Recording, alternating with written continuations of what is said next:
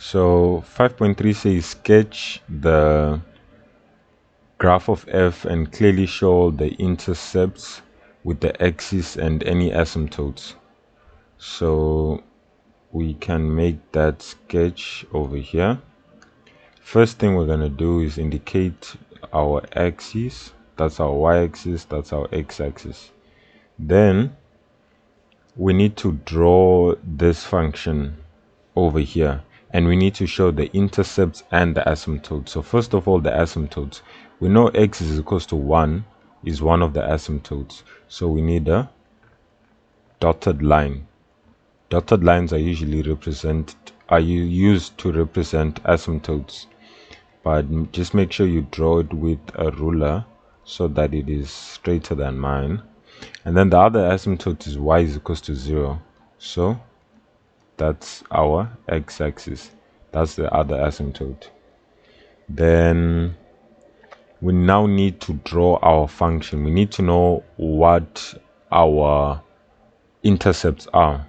Now for a standard hyperbola, it would normally, we look at the nature of a. Remember when I drew our general formula, we have a over x minus p plus q, like that.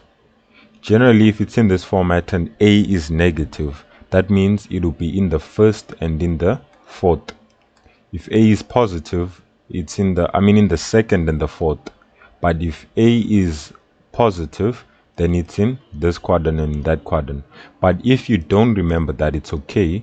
What you can rather do is calculate the intercept. That will sort of tell you where your values are going to be. In this case, you know you don't have an x-intercept because your x-axis is also your asymptote, and your asymptote is the line your graph never crosses. So in our case, we're looking for the y-intercept. So y-intercept, make x 0. If we make x 0, it's 0 minus 1, and then minus 1 divided by minus 1, that gives us positive 1. So that means our intercept will be positive 1. That could be somewhere there.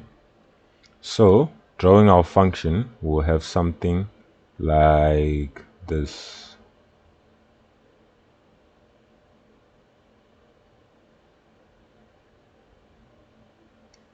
And then we draw a similar